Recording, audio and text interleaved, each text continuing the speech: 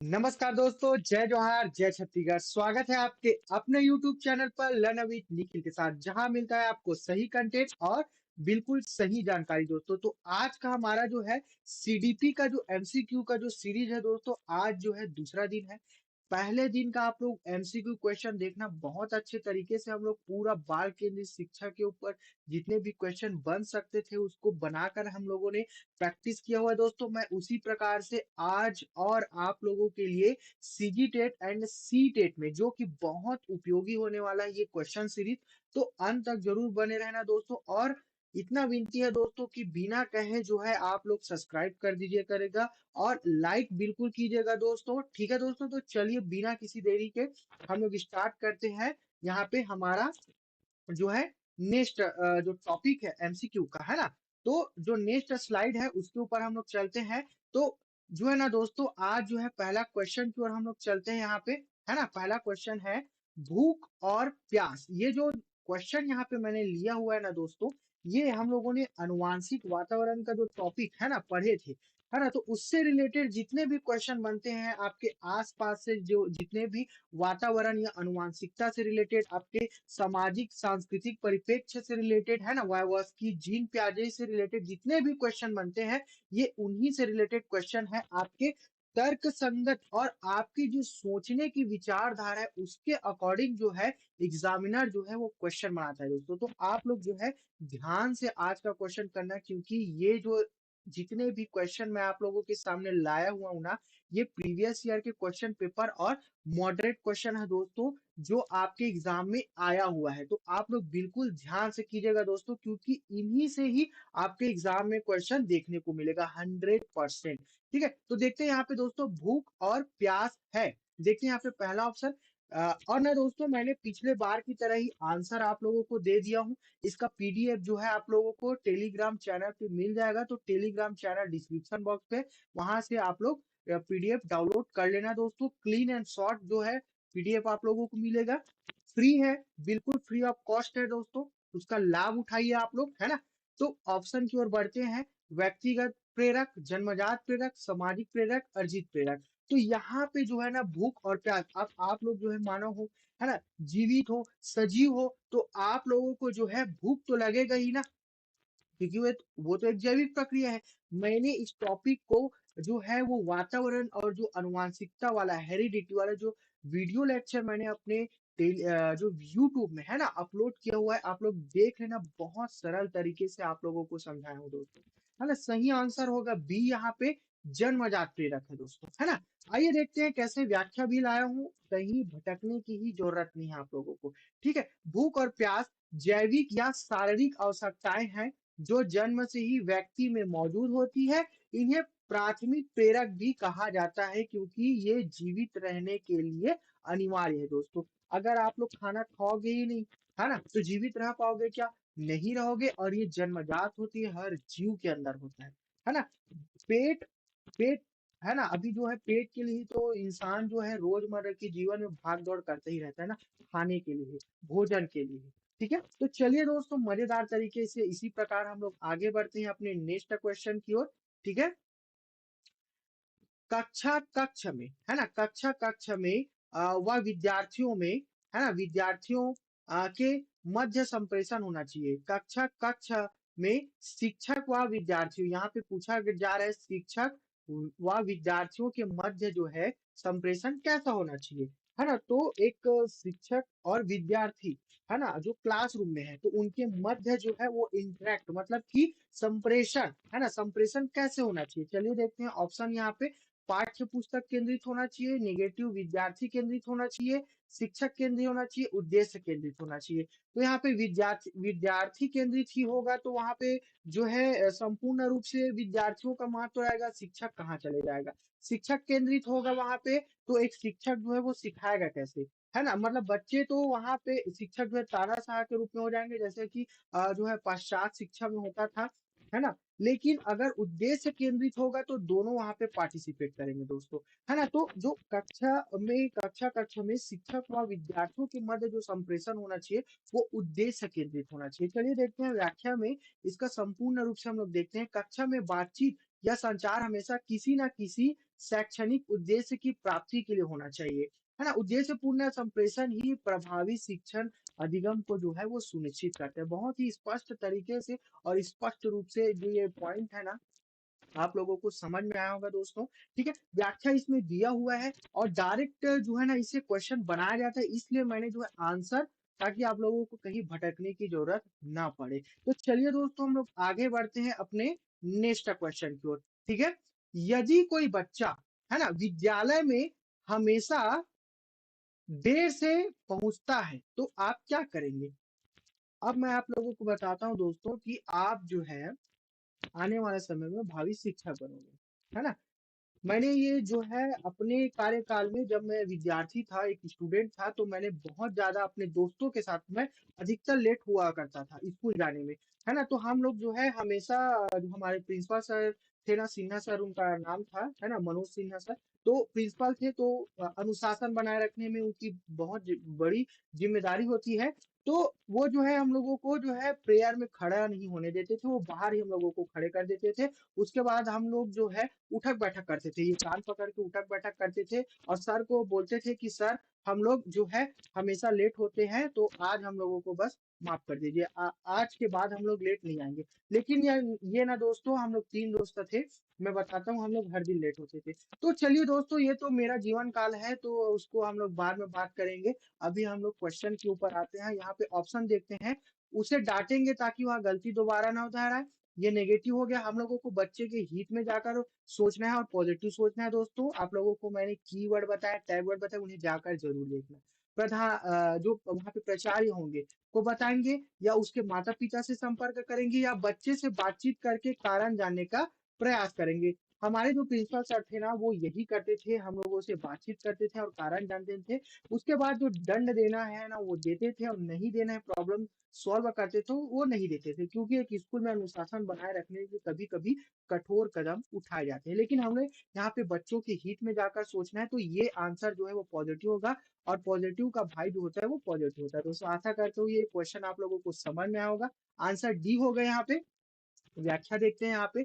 आप लोगों को यहाँ पे क्या करना है, एक शिक्षक को हमेशा उपचारात्मक दृष्टिकोण अपनाना चाहिए। सजा देने के बजाय बच्चे की समस्या की जड़ या देरी वास्तविक कारण को समझना सबसे प्रभावी समाधान होता है दोस्तों। तो आप लोग जो है इसी प्रकार से उपचारात्मक दृष्टिकोण अपनाना दोस्तों, उन्हें डांटना मत, उन्हें समझना जरूरी है। चलिए दोस्तों, इसी प्रकार से मजेदार तरीके से हम लोग आगे बढ़ते हैं नेक्स्ट क्वेश्चन की ओर। वर्तमान समय में शिक्षा का सबसे उपयुक्त, है ना, वर्तमान समय में शिक्षा का सबसे उपयुक्त उपागम कौन सा है? पहला है यहाँ पे व्यवहारवादी उपागम, सृजनवादी उपागम, संरचनात्मक उपागम, मानवतावादी उपागम। तो मैं यहाँ पे बता देता हूँ सृजनवादी उपागम। ठीक है, सृजनवादी उपागम दो, तो यहाँ पे कॉन्स्ट्रक्टिविस्ट, है ना, यहाँ पे जो है हम लोग को सृजन करना है। आधुनिक शिक्षा बाल केंद्रित है, ये आप सभी को पता है, और सृजनवादी, है ना, आप लोगों को रचनात्मकता की ओर, मतलब सृजन करने वाला होना चाहिए। बच्चों के हित में जाके आप एनईपी 2020 जरूर पढ़ोगे। एनईपी 2020 जो है वो सृजनवादी विचारधारा को अपनाता है, बच्चों के हित में जाकर सभी चीजों को मानता है इसमें दोस्तों। ठीक है, और इसमें माना जाता है कि बच्चा अपने ज्ञान का निर्माण स्वयं सक्रिय रहकर करता है।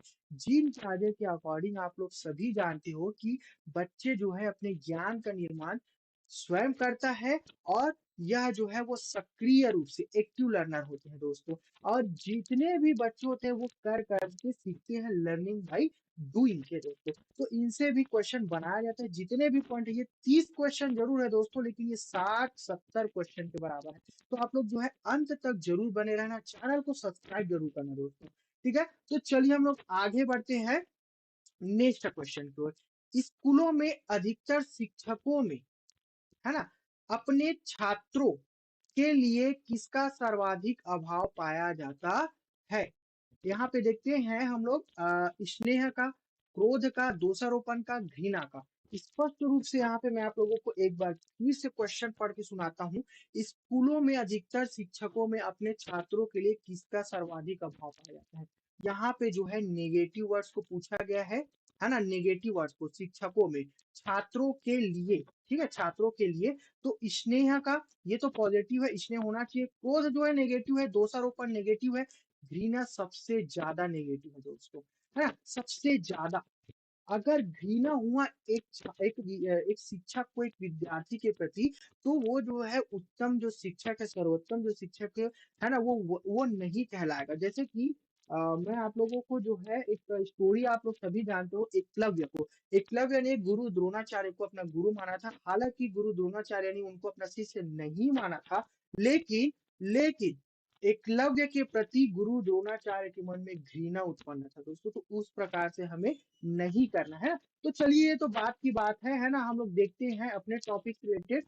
शिक्षण एक मानवीय प्रक्रिया है। सामान्यतः शिक्षकों में बच्चों के प्रति स्नेह की कमी या क्रोध हो सकता है, लेकिन घृणा का पूर्णतः अभाव होना चाहिए। घृणा जो है ना दोस्तों, अपने विद्यार्थियों के प्रति आप लोगों के अंदर होना ही नहीं चाहिए, ये याद रखना दोस्तों। ठीक है। स्नेह स्नेह जो है वो कभी कभी कम हो सकता है, क्रोध अधिकतर आ जाता है, क्योंकि बच्चे जो है कभी कभी कुछ ऐसी हरकत करते हैं कि वो हमें सहन नहीं हो पाता, लेकिन हमें जो है उसे टाल देना चाहिए, है ना, क्योंकि बच्चे मन के सच्चे होते हैं दोस्तों। तो चलिए दोस्तों, हम लोग आगे बढ़ते हैं अपने नेक्स्ट क्वेश्चन की ओर। परीक्षा में विद्यार्थियों से किस प्रकार के प्रश्न पूछने चाहिए? अब आप लोग मुझे कमेंट बॉक्स पे जरूर बताइए दोस्तों कि सीजी टेट में या सी टेट में या शिक्षक भर्ती में आप लोगों को किस प्रकार का क्वेश्चन पूछा जाना चाहिए। चलिए तो दोस्तों, हम लोग ऑप्शन यहाँ पे देखते हैं। स्मृति एवं समाज आधारित पे, वस्तुनिष्ठ एवं विषयगत, समझ एवं अनुप्रयोग आधारित, केवल वस्तुनिष्ठ पूछा जाना चाहिए। यहाँ पे दोस्तों आप लोगों ने अधिकतर अपने बेसिक तरीके से इसका आंसर आप लोग निकाल सकते हो कि सीटेड जो होता है वो अंडरस्टैंडिंग पे प्रयोग पूछता है, और आपके दैनिक जीवन में आप लोग जितने प्रयोग करते हो ना, उसके आधार पे क्वेश्चन पूछा जाता है। तो यहाँ पे आप लोगों को समझ में आ गया होगा कि समझ एवं अनुप्रयोग आधारित वाला जो ये आंसर है ना, वो बिल्कुल राइट होगा दोस्तों, ये नहीं होगा, है ना, यहाँ पे ये भी नहीं होगा, और केवल वस्तुनिष्ठ ये तो नेगेटिव हो जाएगा, ये भी नहीं होगा दोस्तों। तो चलिए देखते हैं इस प्रकार के जो प्रश्न पूछे जाते हैं वो क्यों पूछे जाते हैं। प्रभावी मूल्यांकन के लिए केवल रटनी स्मृति पर जोर देकर बच्चों की समझ और ज्ञान को वास्तविक जीवन में लागू अनुप्रयोग की क्षमता को जांचना चाहिए दोस्तों। ठीक है। तो समझ और अंडरस्टैंडिंग बेस पे उन लोगों की जो स्मृति होती है, हमें उसको जांचना चाहिए। तो चलिए दोस्तों, हम लोग आगे बढ़ते हैं। याद रखना, ये क्वेश्चन जो है आईएमपी है और प्रीवियस ईयर क्वेश्चन है। ठीक है। तो चलिए हम लोग देखते हैं नेक्स्ट क्वेश्चन की ओर, है ना। यहाँ पे देखते हैं, एक कक्षा में एक कक्षा में बहुभाषी विद्यार्थी, है ना, बहुत सारे जो है मतलब बहुभाषिकता वाले विद्यार्थी है वहाँ पे। किसी को हिंदी आती है तो किसी को संस्कृत बोलने आती है, कोई छत्तीसगढ़ से, कोई बिहार से है, कोई उत्तर प्रदेश के, एक जगह वहाँ पे आ चुके हैं। किसी को इंग्लिश इंग्लिश वाले बच्चे भी वहाँ पे हैं। ठीक है। तो इस प्रकार से अलग अलग क्षेत्रीय भाषा वाले लोग जो है एक स्कूल में वहाँ पे विद्यमान है। अधिकतर अधिकतर जो है इस प्रकार की जो माहौल होती है वो आप लोगों को केंद्रीय विद्यालय में देखने को मिलती है, या DDSSB में। ठीक है। तो दिल्ली स्कूल में, है ना। तो चलिए यहाँ पे देखते हैं, यह स्थिति उत्पन्न करती है, किस प्रकार की स्थिति उत्पन्न करती है। चलिए ऑप्शन देखते हैं दोस्तों। शिक्षण अधिगम प्रक्रिया में बाधा उत्पन्न करती है क्या? ये तो नेगेटिव हो गया, यहाँ पे तो पूछा गया पॉजिटिव है। ठीक है। विद्यार्थियों के मध्य सामंजस्य की समस्या, है ना, ये भी नेगेटिव। समस्या मतलब यहाँ पे स्पष्ट रूप से नेगेटिव पूछा है क्या? नेगेटिव नहीं, है ना। अध्यापक में पूछा, ये तो नेगेटिव हो गया, है ना। सीखने के समृद्ध संसाधन, अब देखो यहाँ पे समृद्ध पॉजिटिव वर्ड है, संसाधन भी सीखना, है ना, लर्निंग, तो ये तो पॉजिटिव वर्ड हो गया। और हम लोगों को पूछा भी पॉजिटिव है, तो पॉजिटिव का भाई यहाँ पे पॉजिटिव आंसर लेंगे दोस्तों। आशा करता हूँ कि ट्रिक के माध्यम से सिर्फ 2 सेकेंड में कैसे आंसर निकालना है ना, आप लोगों को यहाँ पे समझ में आ जाएगा दोस्तों। बहुत आसानी से आप लोग सीडीपी में ना दोस्तों 30 में से 29, 27, 28 नंबर आ जाएगा। अधिकतर पूरा में पूरा नंबर इसलिए नहीं आता क्योंकि कुछ क्वेश्चन बनाए ही जाते हैं उनको गलत करने के लिए। देखते हैं इसका व्याख्या क्या होता है दोस्तों। बहुभाषिकता को कभी भी समस्या नहीं बल्कि एक संसाधन के रूप में देखा जाना चाहिए। यह कक्षा के वातावरण को समृद्ध बनाती है और बच्चों को अलग अलग संस्कृतियों से जोड़ती है दोस्तों। याद रखना, बहुभाषिकता, है ना, मल्टीलिंगुअलिज्म, मैंने कीवर्ड्स में इसे बताया जरूर था। एक बार बिल्कुल आप लोग देख के दोस्तों उस वीडियो को, कीवर्ड्स के ऊपर बहुत ज्यादा इंपॉर्टेंट है, पूरा पीडीएफ अवेलेबल है उसके ऊपर, आप लोग उसे डाउनलोड कीजिए और याद कीजिए। ठीक है, तो चलिए दोस्तों आगे बढ़ते हैं हम लोग नेक्स्ट क्वेश्चन की ओर। यदि कक्षा में पढ़ाते समय आपको, है ना, आपको महसूस होता है ना, महसूस होता है कि अचानक सभी बच्चे पढ़ने में रुचि नहीं ले रहे हैं, तो आप क्या करेंगे? ठीक है, अगर बच्चे जो है पढ़ने में रुचि नहीं ले रहे हैं तो आप क्या करेंगे? तो देखते हैं यहाँ पे ऐसी समस्या जो है आपके पास जरूर आएंगी। ठीक है, तो ऑप्शन ए देखते हैं, कोई ध्यान नहीं देंगे और पढ़ना जारी रखेंगे, ऐसा करोगे आप कि नहीं? कोई क्लास में मैं पढ़ा रहा हूँ उस पर ध्यान दे या ना दे, मैं तो अपना काम करूंगा, अपना मेरा जो टाइम है, मेरा मुझे अपना सिलेबस कंप्लीट करना है भाई, बस मुझे सिलेबस कंप्लीट करके जाना है, बच्चे समझे या मत समझे। आप ऐसा करोगे क्या, है ना, आप ऐसा व्यवहार करोगे क्या वहां पे? अब आप जानोगे। देखते हैं next question, next option, sorry.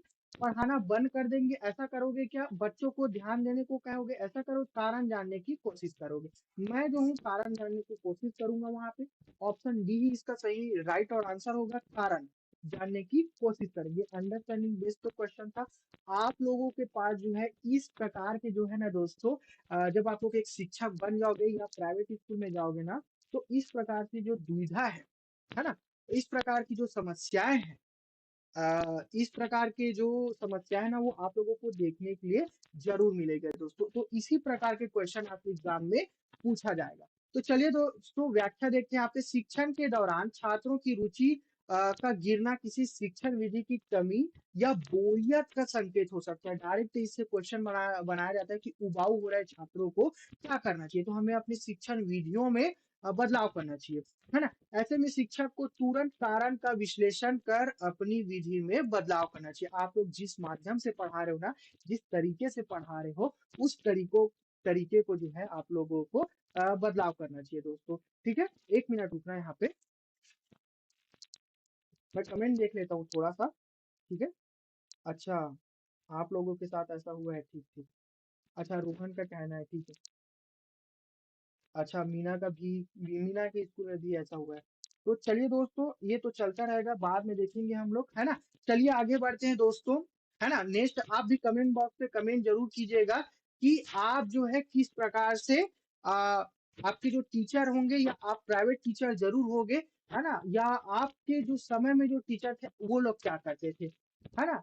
तो चलिए दोस्तों, यहाँ पे हम लोग आगे बढ़ते हैं। उच्च प्राथमिक स्तर पर शिक्षक को क्रियात्मक, है ना, उच्च, यहाँ पे याद रखना, उच्च प्राथमिक स्तर पर शिक्षक को क्रियात्मक शोध का ज्ञान होना चाहिए, क्योंकि वे क्रियात्मक शोध का ज्ञान होना चाहिए दोस्तों।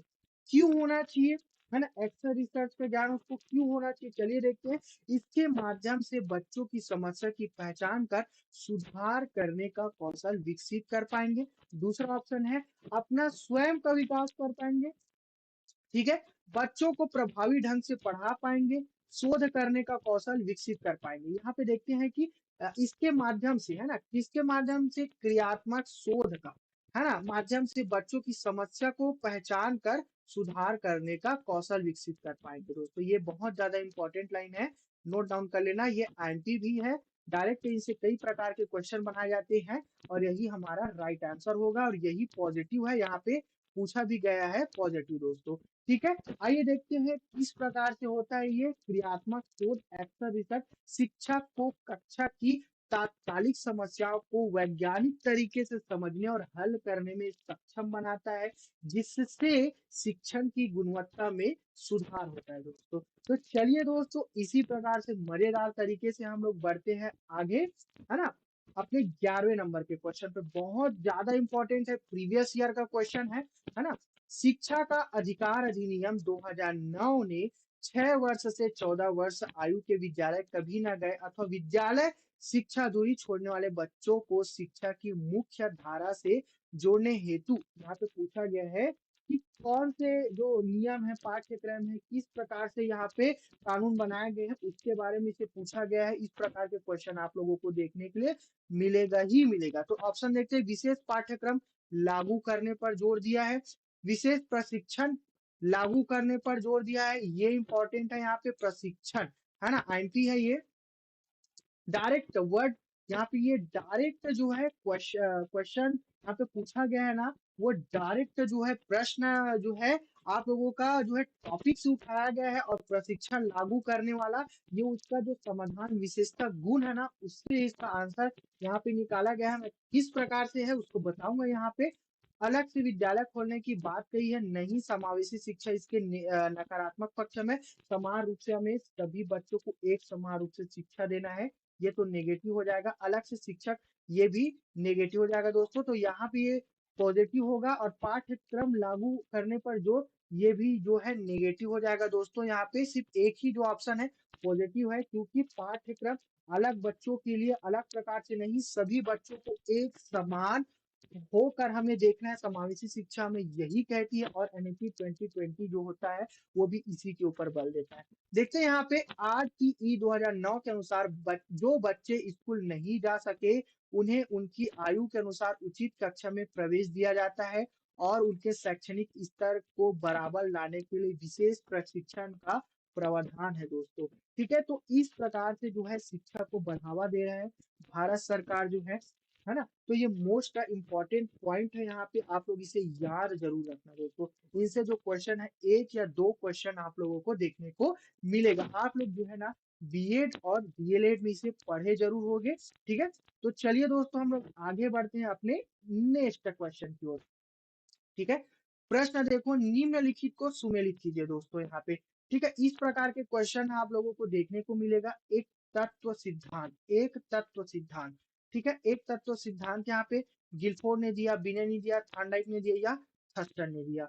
ठीक है, तो इस प्रकार के क्वेश्चन आप लोगों को देखने को मिलेगा। तो ऑप्शन देखते हैं यहाँ पे, एक तत्व सिद्धांत किसने दिया, है ना। मुझे आप लोग कमेंट बॉक्स में जरूर बताना एक तत्व का सिद्धांत आखिर किसने दिया है दोस्तों। तो एक तत्व का सिद्धांत जो है यहाँ पे सेकंड होगा बी, बी ने नहीं दिया। ठीक है, और देखते हैं यहाँ पे बहु तत्व सिद्धांत। बहु तत्व जो सिद्धांत है ना दोस्तों, उसे किसने दिया। ठीक है, बहु तत्व को। तो यहाँ पे बहु तत्व सिद्धांत हम लोगों ने जब सिद्धांत के रूप में पढ़ा है तो यहाँ पे थॉर्नडाइक ने दिया है। ठीक है, आप लोग जो है इसे अच्छे से पढ़ के आना दोस्तों, क्योंकि इस प्रकार के डायरेक्ट क्वेश्चन साइंटिस्ट मनोवैज्ञानिक होते हैं ना, उनसे डायरेक्ट क्वेश्चन बनता है दोस्तों, तो ये याद रखना, है ना। और यहाँ पे जो है आपका समूह, है ना, समूह तत्व सिद्धांत थर्स्टन ने दिया, है ना, और बहु तत्व सिद्धांत थॉर्नडाइक ने दिया, है ना, और एक तत्व सिद्धांत बिने ने दिया है, और त्रिआयाम सिद्धांत जो है वो दिया है आपके गिलफोर्ड ने दिया है दोस्तों। तो इसी पॉइंट को आप लोग याद रखना। अगर आप लोग इसका ऑप्शन देखोगे तो ए का फोर नहीं, है ना, ए का फोर नहीं, ए का टू। तो यहाँ पे ऑप्शन सी, यहाँ पे ऑप्शन सी, है ना, ऑप्शन सी बिल्कुल राइट आंसर है दोस्तों। और यहाँ पे देखते हैं हम लोग इसकी व्याख्या, बुद्धि के सिद्धांतों का सही मिलान इस प्रकार है। ठीक है, ये बुद्धि के सिद्धांत, इस पर मैंने प्रॉपर एक वीडियो बनाया है, इस कारण से मैं बोल रहा हूँ आप लोग वीडियो को जरूर देखना दोस्तों, बहुत इंपॉर्टेंट है। एक तत्व सिद्धांत बिने, बहु तत्व सिद्धांत थॉर्नडाइक, समूह तत्व सिद्धांत थर्स्टन और त्रिआयाम सिद्धांत गिलफोर्ड है। इनसे रिलेटेड क्वेश्चन बहुत ज्यादा पूछे जाते हैं दोस्तों। ठीक है, याद रखना, बिल्कुल याद रखना। ठीक है, तो चलिए आगे बढ़ते हैं, ध्यान दीजिए यहाँ पे। नेक्स्ट प्रश्न हमारा, यदि आपकी कक्षा का कोई बच्चा, है ना, प्रायः चुप रहता है तो आप क्या करेंगे। आप लोग भी जब स्कूल में जाओगे ना, कुछ जो बच्चे होंगे बहुत ज्यादा बदमाशी करेंगे, कुछ जो बच्चे होंगे वो एकदम शांत रहेंगे, कुछ बच्चे ऐसे होंगे जो बिल्कुल शांत रहेंगे, कुछ भी नहीं बोलेंगे, बहुत शर्मीले प्रवृत्ति के बच्चे होते हैं। तो आप उस जगह पे होगे तो आप लोग क्या करोगे। इस प्रकार की जो समस्या है ना, जो परिस्थिति है आप लोगों के सामने जरूर आएगा दोस्तों। तो आप मुझे ऑप्शन और कमेंट में आंसर जरूर बताना, आप लोग क्या करोगे। उसकी कोई उसकी ओर कोई ध्यान नहीं देंगे, है ना, ये तो नेगेटिव हो गया। आपको पूछा गया है पॉजिटिव। ठीक है, उसको किसी मनोवैज्ञानिक के पास ले जाएंगे, ये भी नेगेटिव हो जाएगा यहाँ पे। उसके चुप रहने के कारण को जानने का प्रयास करेंगे, ये यहाँ पे पॉजिटिव होगा। उसके माता पिता से बात करेंगे, उनके माता पिता से आप क्या बात करोगे, है ना। आप जो है सबसे पहले उसके चुप रहने का कारण यहाँ पे जानने की कोशिश करोगे। ठीक है, बच्चे के साथ हमें जो है एक पेरेंट्स के रूप में उनसे वार्तालाप करना है, स्नेह और प्रेम उनके साथ हमको रखना है और उनका जो है हमें ध्यान रखना है दोस्तों, है ना? क्योंकि हम लोगों ने बाल्य अवस्था जो बाल विकास जो इसी कारण से पढ़ते हैं एक टीचर के लिए ये जानना आवश्यक है कि बच्चे मन के सच्चे होते हैं और बच्चे भगवान के स्वरूप होते हैं, है ना? जो है बाल केंद्रित शिक्षा एनईपी 2020 यही कहता है कि हर बच्चे को समान रूप से लेके चलना है, उनके साथ हमें भेदभाव नहीं करना है दोस्तों। तो चलिए हम लोग इसके व्याख्या की ओर आगे बढ़ते हैं। बच्चे के मौन रहने के पीछे संवेगात्मक या सामाजिक कारण हो सकते हैं। एक शिक्षक के रूप में प्राथमिकता यह होनी चाहिए कि आप बच्चे के साथ विश्वास बनाकर उसके चुप रहने का कारण समझे। ठीक है? जैसे कि आप लोगों ने तारे ज़मीन पर देखा होगा, शान जो है बहुत अच्छा बच्चा होता है ना, खेल-खेल में क्रिएटिव माइंडसेट का रहता है वो, है ना? सृजनशील बच्चा रहता है, लेकिन एक समय के बाद उसके माता-पिता जो है उनके साथ थोड़ा कड़ाई करके उसको बोर्डिंग स्कूल में डाल देते हैं, तो वो अकेले और शांत चुपचाप रहने लगता है। उसका एक ही दोस्त रहता है, वो क्लास में बातचीत नहीं करता। और जब आमिर खान जब वहाँ पे आते हैं ना, बहुत अच्छी मूवी है, जाकर देखना।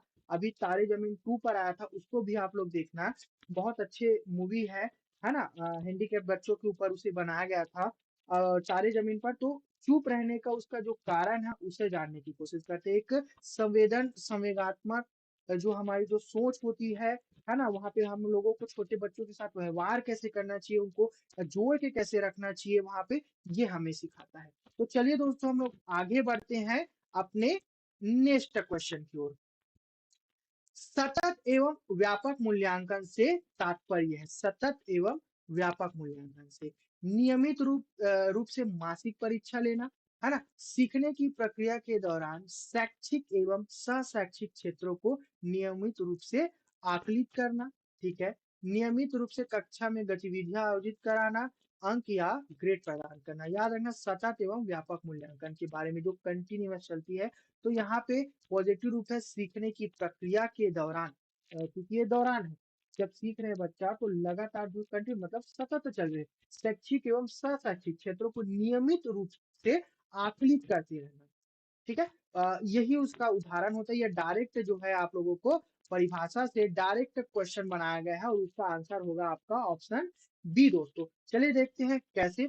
सीसीई है ना? कॉन्टिन्यूअस एंड कॉम्प्रिहेंसिव एवोल्यूशन का मुख्य उद्देश्य बच्चे के केवल पढ़ाई ही नहीं बल्कि उसके व्यवहार, कौशल और अन्य गतिविधियां सह शैक्षिक का भी निरंतर आकलन करना है दोस्तों। ये बहुत ज्यादा इंपॉर्टेंट है, क्योंकि सार्वभौमिक रूप से जो है एक बच्चे का सर्वांगीण विकास कैसे होगा, सिर्फ पढ़ने से नहीं होगा, सिर्फ किताबी ज्ञान से नहीं होगा। एक बच्चा जो है विचारशील होना चाहिए और उन विचारों को अभिव्यक्त करना चाहिए, और जो वो सीख रहा है, जो पढ़ रहे हैं, उसे एक्सप्रेस करना चाहिए। प्रैक्टिकल माइंड सेट से उनको सोचना चाहिए, सृजनात्मकता होना चाहिए उसके अंदर, है ना? और जो है बच्चा जो क्रिएटिविटी से भरपूर होना चाहिए, अपना जो जीवन शैली है, अपना विकास है, उसे अच्छे से कर सके। ठीक है दोस्तों, आशा करता हूँ ये आप लोगों को समझ में आएगा। बच्चे के हित में जाकर हम लोगों को हर एक क्वेश्चन का आंसर देना है। तो चलिए दोस्तों यहाँ पे हम लोग आगे बढ़ते हैं अपने नेक्स्ट स्लाइड की ओर। ठीक है? बाल केंद्रित शिक्षा के अंतर्गत क्या सम्मिलित नहीं है? यहाँ पे जो है क्वेश्चन जो पूछा गया है नेगेटिव पूछा गया है दोस्तों, और नेगेटिव हम लोगों को ढूंढना है ना? गृह कार्य प्रदान करना, बालक को प्रश्न पूछने के लिए प्रेरित करना, ये तो पॉजिटिव है। बालक के अनुभव को प्राथमिकता प्रदान करना पॉजिटिव है।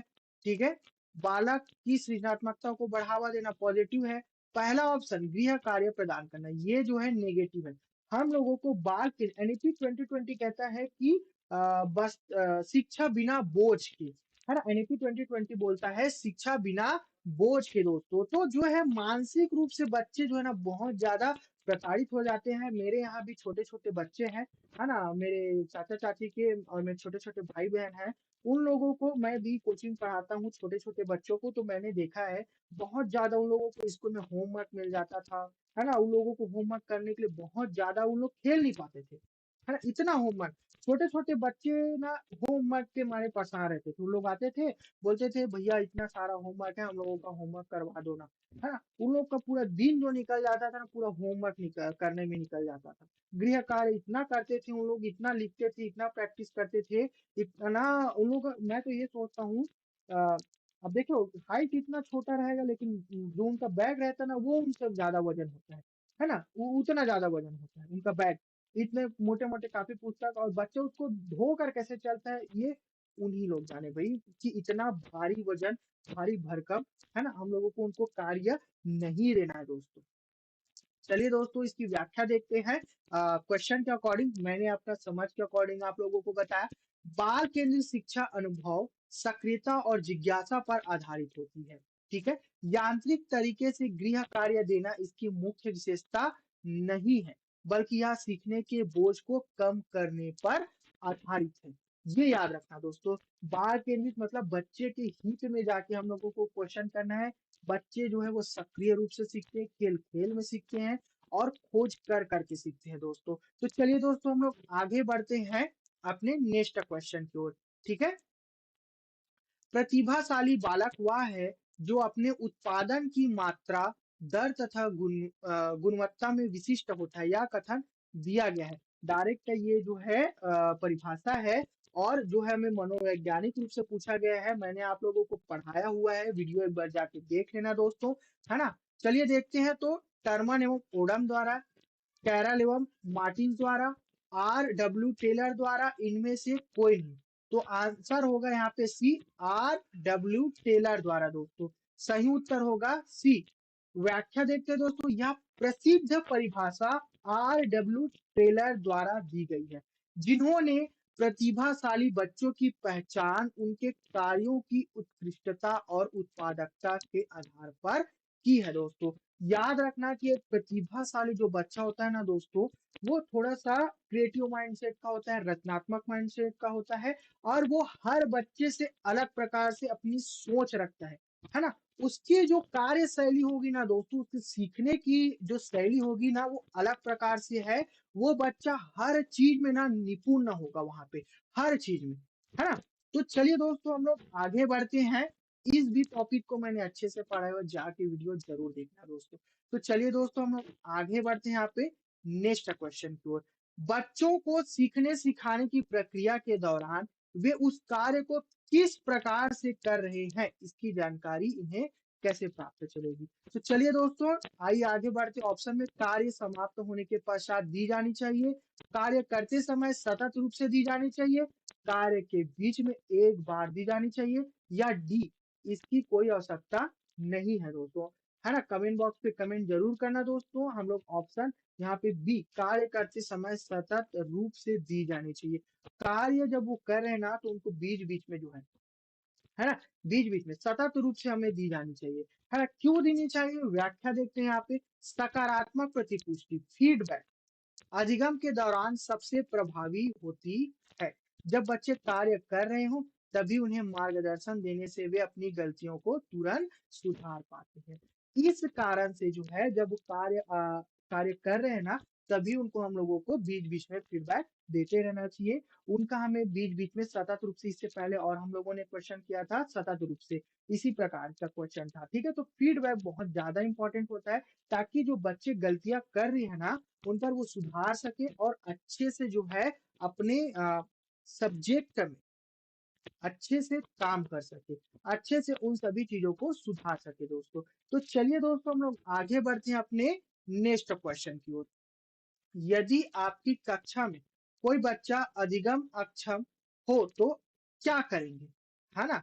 अब मैं आप लोगों के सामने जो है लर्निंग डिसेबिलिटी से रिलेटेड एक क्वेश्चन ला रहा हूँ यहाँ पे। यदि आपके कक्षा में कोई बच्चा जो है अधिगम अक्षम हो तो आप क्या करोगे? है ना? किसी बच्चे को सीखने में प्रॉब्लम है, चाहे वो गणित से रिलेटेड मतलब डिस्कैल्कुलिया हो, है ना? या फिर बच्चे को डिस्ग्राफिया हो, है ना? डिस्लेक्सिया हो, है ना? तो यहाँ पे अधिगम अक्षम के बारे में पूछा गया है, तो आप क्या करोगे? देखते हैं यहाँ पे पहला ऑप्शन है उसके ऊपर कोई ध्यान नहीं दोगे, ये तो नेगेटिव हो गया। आंसर आप लोगों को पॉजिटिव में पूछा है। उसकी अक्षमता किस प्रकार की है यह जानकर उसको सिखाने का प्रयास करेंगे। तारे जमीन पर ये ऑप्शन जो है पॉजिटिव है। तारे जमीन पर जो मूवी था ना, आमिर खान ने बस इसी प्रकार से बच्चे को सिखाया था, है ना। उसकी अतिरिक्त कक्षा लेंगे, नहीं, ये नेगेटिव हो जाएगा। उसकी बैठक व्यवस्था कक्षा के बुद्धिमान बच्चों के साथ करेंगे, नहीं, ये भी यहाँ पे जो होगा नेगेटिव होगा। तो यहाँ पे पॉजिटिव होगा, उसकी अक्षमता किस प्रकार की है यह जानकर उसको सिखाने का प्रयास करेंगे दोस्तों। ऑप्शन बी हमारा राइट आंसर होगा। क्यों होगा?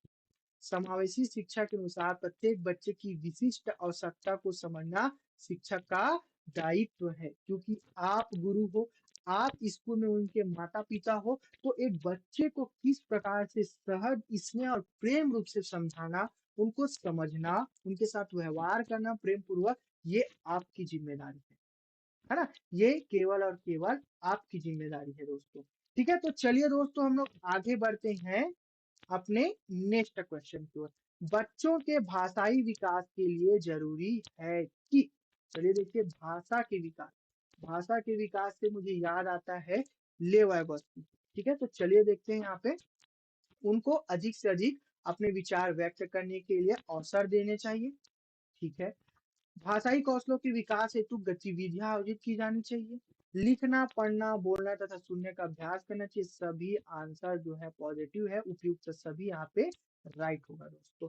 पॉजिटिव का भाई पॉजिटिव यहाँ पे पूछा गया है। एक भी बच्चे के जो है हित, सभी जितने भी क्वेश्चन ऑप्शन है बच्चे के हित में है दोस्तों, तो हमें उपयुक्त सभी वाला ऑप्शन यहाँ पे ठीक लगाया। चलिए देखते हैं यहाँ पे। जो है भाषा विकास एक समग्र प्रक्रिया है, जिसे LSR W, सुनना, बोलना, पढ़ना, लिखना कौशलों का अभ्यास और अभिव्यक्ति के भरपूर अवसर देना अनिवार्य होता है दोस्तों। ये याद रखना मोस्ट इम्पोर्टेंट है ना, मोस्ट से मोस्ट इम्पोर्टेंट है। इनसे क्वेश्चन आप लोगों को देखने को मिलेगा ही मिलेगा। तो चलिए दोस्तों हम लोग आगे बढ़ते हैं अपने नेक्स्ट प्रश्न की ओर। कक्ष में बैठक व्यवस्था कैसी होनी चाहिए दोस्तों। अब कक्ष से रिलेटेड क्वेश्चन यहाँ पे आ गया है कि आप लोग भी जब एक शिक्षक बनोगे तो एक कक्षा को किस प्रकार से व्यवस्थित करके रखोगे और उन सभी कक्षाओं में बच्चों को किस प्रकार से बैठने की व्यवस्था को रखोगे। तो चलिए देखते हैं हम लोग यहाँ पे। कक्ष में कराई जा रही गतिविधियों के अनुरूप रोज एक जैसी होनी चाहिए। एक ही लाइन में बच्चों को बैठाना चाहिए, इस प्रकार से हो कि वे एक दूसरे से बातचीत ना कर सके। ये तो नेगेटिव हो गया, है ना। एक ही लाइन में बच्चों को बैठाना चाहिए क्या? नहीं, उनको दिखेगा कैसे भी। रोज एक जैसी होना चाहिए क्या? नहीं, एक जैसा होगा तो बच्चों में इंटरेक्ट कैसे होगा, बातचीत, कम्युनिकेशन स्किल उन लोगों के बीच कैसे बढ़ेगा, है ना। लचीला तौर पे हम लोगों को रखना है, तो गतिविधियों के अनुरूप, है ना। कक्ष में कराई जा रही गतिविधियों के अनुरूप होना चाहिए। ऑप्शन ए राइट आंसर होगा। क्यों होगा? कक्षा में बैठने का तरीका लचीला होना चाहिए। यदि सामूहिक चर्चा हो रही हो तो गोलाकार, और यदि प्रयोग हो रहा हो तो समूह में बैठना गतिविधियों को सफल बनाता है दोस्तों। आप लोग भी जो है बीएड डीएलएड किए होंगे तो आप लोग कक्षा में, और आपका फैसिलिटर मतलब आपके जो गुरु है ना, जो आपके टीचर होते हैं, वे सभी को एक पर्टिकुलर ग्रुप में डिवाइड कर देते हैं। प्रैक्टिकल के दौरान आप लोगों ने बीएड में प्रैक्टिकल के हो गए या साइंस रिलेटेड, तो आप लोगों का एक समूह बनता था, एक ग्रुप बनता था। तो आप लोग जो है समूह में, ग्रुप में कार्य करना सीखते हो वहां पे, है ना। बहुत ज्यादा इंपॉर्टेंट होता है दोस्तों। तो इसी प्रकार से आप लोगों को बच्चों के साथ व्यवहार करना है दोस्तों। बच्चों को साथ में घुलने मिलने की वहां पे अपॉर्चुनिटी आप लोगों को प्रदान करना है। बच्चों को ये सिखाना है कि सामाजिक रूप से सभी सामाजिक तत्वों को लेकर, है ना, और सभी जितने भी समाज से जितने भी जाति के बच्चे होते हैं ना, उनके साथ घुल मिल कर इसी एज में जो है ये भेदभाव मिटाया जा सकता है। इसलिए शिक्षा बहुत जरूरी है दोस्तों। तो चलिए दोस्तों हम लोग आगे बढ़ते हैं नेक्स्ट स्लाइड की ओर। ठीक है, अंतर व्यक्तिक बुद्धि, इंट्रापर्सनल इंटेलिजेंस से तात्पर्य है। ये जो क्वेश्चन है ना दोस्तों, इसके ऊपर मैंने बहुत अच्छा वीडियो बनाया हुआ है, आप लोग जाकर जरूर देखना दोस्तों। ठीक है, तो आइए देखते हैं ऑप्शन। स्वयं की क्षमताओं एवं कमजोरियों की पहचान करना, दूसरों को अभिप्रेरित करने का कौशल, विभिन्न व्यक्तियों को समझने का कौशल, दूसरों के साथ बातचीत करने का कौशल, सभी जो है पॉजिटिव है सभी जो पॉजिटिव है। लेकिन अंतर व्यक्तिक बुद्धि, इंटरपर्सनल मतलब अंत खुद से, है ना, खुद के माध्यम से वो जो है इतना ज्ञान पूर्व हो जाता है कि दूसरे जितने भी व्यक्ति होते हैं ना, उनको समझा सकते हैं वो खुद में इतने सुलझे हुए व्यक्तित्व रहते हैं ना कि दूसरों को वो समझ जाते हैं और दूसरों को समझा सकते हैं कि उनकी जिंदगी में क्या हो रहा है, उनको क्या नहीं करना चाहिए दोस्तों।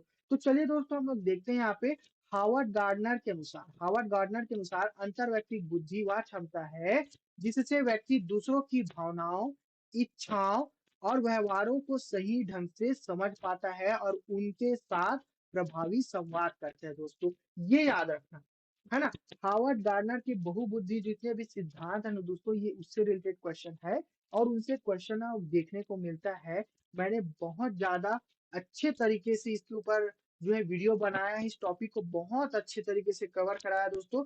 तो आप लोग जो है ना इसे जाकर जरूर देखना दोस्तों। तो चलिए दोस्तों, हम लोग आगे बढ़ते हैं अपने नेक्स्ट क्वेश्चन की ओर, है ना। वर्तमान समय में शिक्षक की भूमिका है, अभी जो एनईपी 2020 जो कहता है ना, एनईपी जो 2020 है उसके अनुसार अभी देखते हैं वर्तमान शिक्षा के अनुसार, है ना। ज्ञान देने वाले की, सुगमकर्ता की, मित्र की, प्रबंधक की, है ना। कि वर्तमान समय में शिक्षक की भूमिका क्या है। तो यहाँ पे जो है ज्ञान देने की, ये तो नेगेटिव हो गया, आप लोग लेक्चर दोगे तो बच्चे भाग जाएंगे। सुगमकर्ता की, फैसिलिटर के रूप में आप लोगों के लिए पॉजिटिव है। मित्र की, अत्यधिक ज्यादा आप लोग किसी बच्चे के साथ घुल मिल गए ना, तो आपकी वो जो है आपकी बातें ही नहीं मानेंगे, इज्जत ही नहीं करेंगे, तो वहां पे मर्यादा ही नहीं रहेगा। ठीक है। प्रबंधक के रूप में अगर आप लोग ज्यादा रहोगे, ये नेगेटिव होगा, यहाँ पे हम लोग नेगेटिव ये भी होगा। ठीक है। प्रबंधक के रूप में, अगर प्रबंधक के रूप में रहोगे ना, तो बच्चे आप ओपन नहीं हो पाएंगे आपके साथ, कुछ प्रॉब्लम होगा उनको डिस्कस नहीं कर पाएंगे, है ना। बच्चे गलत व्यवहार करेंगे। ठीक है। तो आइए देखते हैं यहाँ पे एनसीएफ 2005 के अनुसार शिक्षक अब मात्र सूचना देने वाला नहीं, बल्कि वह एक सुगम करता मतलब फैसिलिटर है, जो बच्चों को सिखाने के ये सही माहौल का, है ना, सही माहौल का अवसर प्रदान करता है दोस्तों। अब जो है एक शिक्षक जो है फैसिलिटर के रूप में जाना जाता है। एक आपको सही वातावरण बनाना है ताकि बच्चे जो है ना आसानी से सीख सके। एक सरल भाषा का निर्माण करना है किसी टॉपिक को लेकर, है ना। अनुशासन बनाए रखो, लेकिन ऐसा अनुशासन मत बनाओ कि उन बच्चों को तकलीफ हो दोस्तों। तो चलिए दोस्तों, आशा करता हूँ ये आप लोगों को समझ में आया होगा। नेक्स्ट क्वेश्चन की ओर आगे बढ़ते हैं। ठीक है।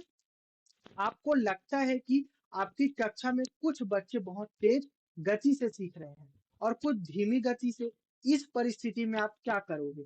ठीक है। आपके साथ भी जो है इस प्रकार की समस्याएं देखने को आपकी कक्षा में मिलेगी।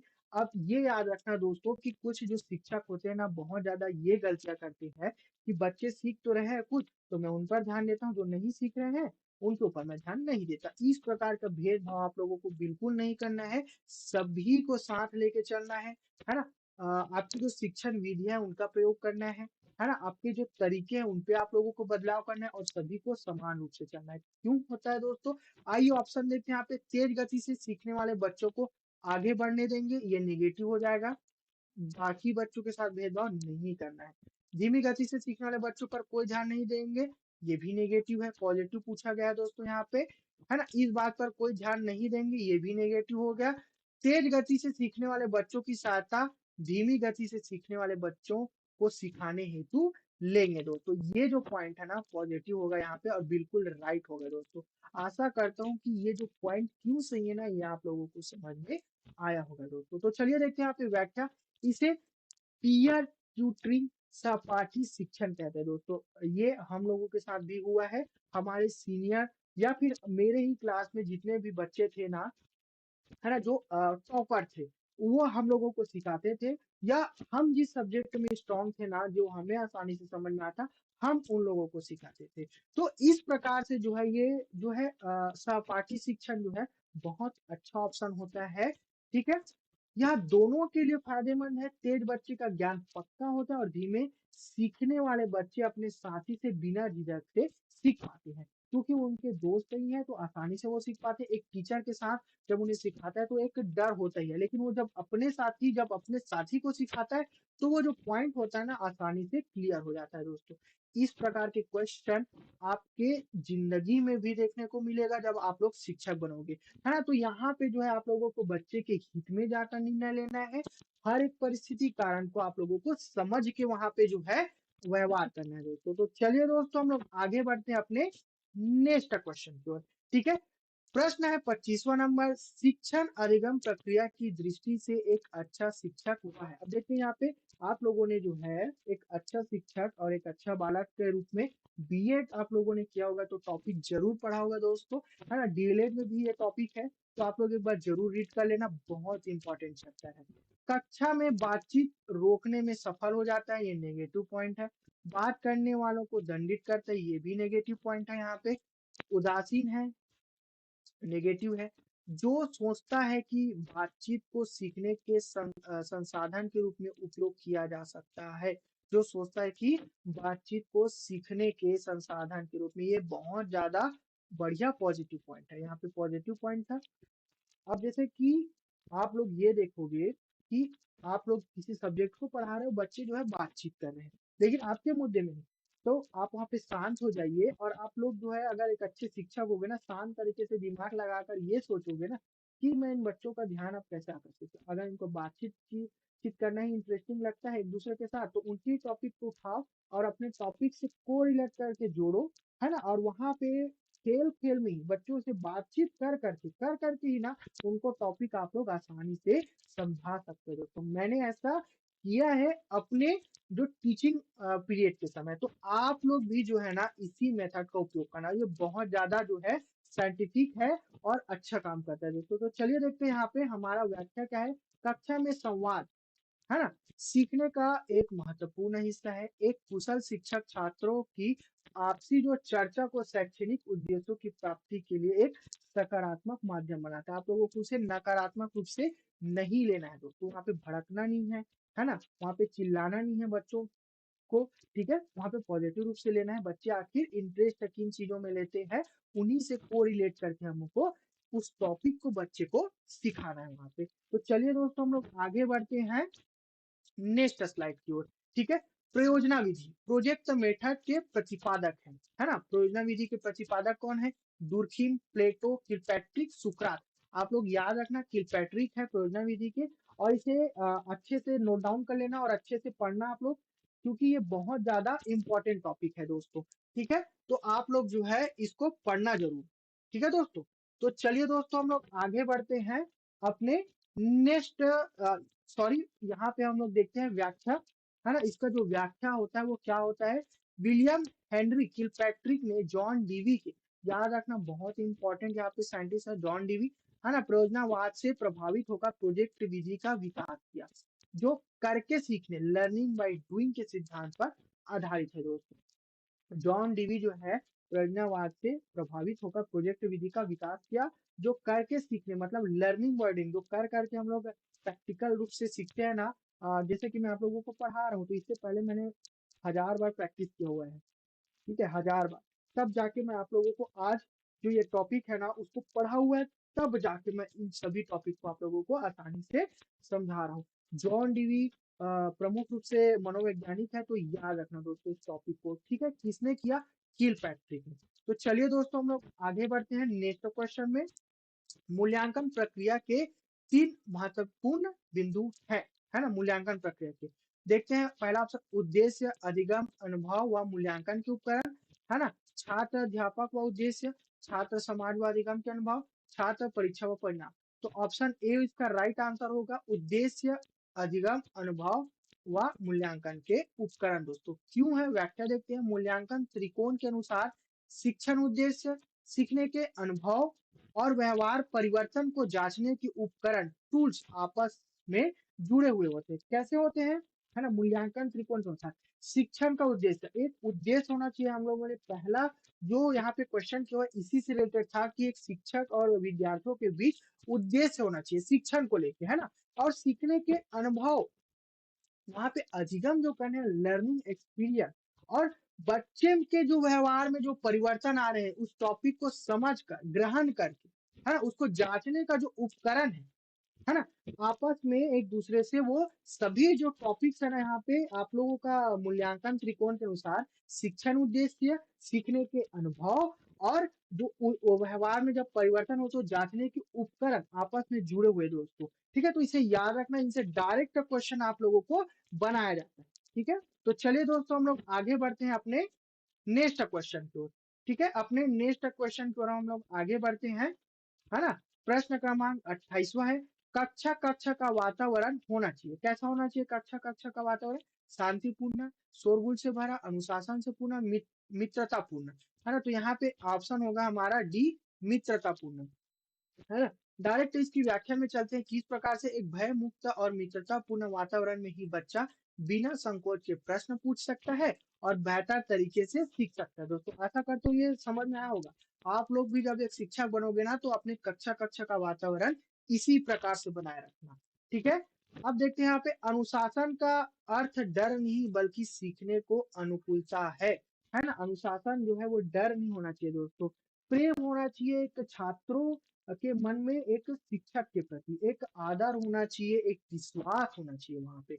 बस इसी विश्वास को आप लोगों को बनाए रखना है अपने जो टीचिंग जो समय में, है ना। और देखना आप लोगों को बहुत अच्छा लगेगा दोस्तों, बच्चों के साथ जब आप लोग घुल मिल जाओगे, इंटरेक्ट करोगे ना, तो आप लोगों को बहुत अच्छा लगेगा। तो चलिए दोस्तों हम लोग आगे बढ़ते हैं नेक्स्ट क्वेश्चन की ओर। ठीक है, कठोर शिल्प उपागम, है ना। यहाँ पे थोड़ा सा मिस्टेक है, पेन चेंज कर लेते हैं हम लोग। ठीक है, चलिए आगे बढ़ते हैं दोस्तों। कठोर शिल्प उपागम किस सिद्धांत पर आधारित है? कठोर शिल्प उपागम किस सिद्धांत पर आधारित है? औद्योगिक, है ना, यहाँ पे ऑप्शन है औद्योगिक, इंजीनियरिंग, व्यवसायिक, है ना, अनुदेशन। तो कठोर शिल्प उपागम का जो सिद्धांत है ना दोस्तों, इंजीनियरिंग के ऊपर आधारित है ना। कठोर शिल्प उपागम हार्डवेयर अप्रोच, शैक्षिक तकनीक का वह हिस्सा है जो इंजीनियरिंग सिद्धांतों और मशीनों जैसे रेडियो, टीवी, प्रोजेक्टर के शिक्षण में उपयोग पर आधारित है दोस्तों। इससे रिलेटेड पॉइंट मैंने कवर कराया हुआ है, आप लोग जो है वीडियो को देख सकते हो दोस्तों। ठीक है, चलिए दोस्तों आगे बढ़ते हैं, हमारा तीसरा प्रश्न है यार, अंतिम प्रश्न है दोस्तों, है ना। आशा करता हूँ ये वीडियो आप लोगों को पसंद आ रहा होगा, चैनल को सब्सक्राइब करना दोस्तों। तो चलिए अंतिम क्वेश्चन की ओर हम लोग बढ़ते हैं। किशोरावस्था में बच्चे किस प्रकार की जो समस्या होती है, 2 मिनट रुकना दोस्तों, पेन को यहाँ पे मैं ले लेता हूँ, है ना। आगे बढ़ते हैं, बच्चे किस प्रकार की समस्या का सामना करते हैं किशोरावस्था में, है ना। चलिए देखते हैं यहाँ पे, शारीरिक एवं मानसिक परिवर्तन से सामना करते हैं, अपने साथियों से समायोजन करना, अपने माता पिता से समायोजन करना, पढ़ाई संबंधी समायोजन करना, है ना। शारीरिक एवं मानसिक परिवर्तन से सामना करते हैं, यही होगा किशोरावस्था में। किशोरावस्था में जितने भी पॉइंट्स है ना उसे अच्छे से पढ़ लेना दोस्तों, क्योंकि इनसे क्वेश्चन आप लोगों को देखने को मिलेगा। चलिए देखते हैं व्याख्या। किशोरावस्था को तनाव और तूफान की अवस्था कहा जाता है, बीएड और डीएलएड में आप लोगों ने पढ़ा होगा। इस दौरान होने वाले तीव्र शारीरिक, हार्मोनल और मानसिक बदलावों के कारण किशोरों को सबसे अधिक आत्म संयोजन की समस्या होती है दोस्तों। जब आप लोग एक शिक्षक बन जाओगे ना, तो आप लोग जो 9वीं से लेके जो 12वीं तक के जितने बच्चे होते हैं ना, लेकिन सबसे ज्यादा 9वीं से 10वीं तक के जितने भी बच्चे होते हैं ना, इसी एज में होते हैं और बहुत ज्यादा उनमें हार्मोनल चेंजेस देखने को मिलता है आप लोगों को। ठीक है, तो यहाँ पे जो है ना बच्चों के साथ आप लोगों को जो है एक मित्रवत व्यवहार करना है वहां पे, उनके प्रति जो है संवेदनशील होना है आप लोगों को, प्रेम पूर्वक होना है वहां पे, उनकी समस्याओं को समझना है, क्योंकि वहां पे बहुत ज्यादा उनके जो मानसिक रूप से जो होते हैं ना बच्चे जो है, बहुत ज्यादा बदलाव होते हैं उनके मन में, और जो है उतल पुतल की एज होती है ना। और ये जो है समायो जो जो इनके विचार मन में जो चलते हैं ना, उन विचारों के बीच समायोजन नहीं स्थापित कर पाते। ठीक है दोस्तों, आप लोग भी एक शिक्षक बनोगे एक समय में, तो बच्चों के साथ आप लोग व्यवहार किस प्रकार करोगे ये आप लोगों के लिए महत्वपूर्ण है दोस्तों। बिना भेदभाव किए एक अच्छा शिक्षक बनिए दोस्तों। ठीक है, तो मिलते हैं दोस्तों नेक्स्ट डे नेक्स्ट वीडियो पे इसी प्रकार मजेदार तरीके से। ठीक है दोस्तों, तो वीडियो को लाइक करना, चैनल को सब्सक्राइब करना दोस्तों, और शेयर जरूर करना दोस्तों। ठीक है, नेक्स्ट डे हम लोग जो है कुट वाले प्रश्न करेंगे, केवल वाले प्रश्न करेंगे, ठीक है? कि किस प्रकार से जो है क्वेश्चन बनता है दोस्तों, बहुत ज़्यादा इम्पोर्टेंट पॉइंट है और टॉपिक है। चैनल को सब्सक्राइब करना दोस्तों। मिलते हैं नेक्स्ट वीडियो, नेक्स्ट डे। जय जोहार, जय छत्तीसगढ़।